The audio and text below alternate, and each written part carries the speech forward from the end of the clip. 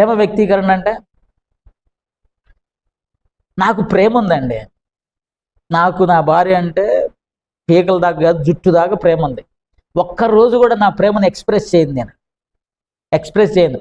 చాలామంది ఏమనుకుంటారు తెలుసా, మనం ఎక్స్ప్రెస్ చేస్తే ఈమె నా నెత్తి మీదకి ఎక్కి కూర్చుంటుంది ఏమనుకుంటారు.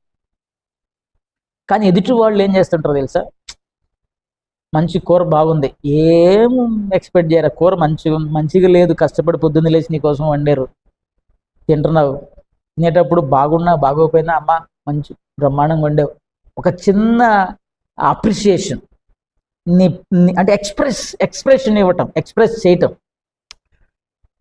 బాగుందని చెబితే బాగుండని వాళ్ళు ఎదురు చూస్తుంటారు.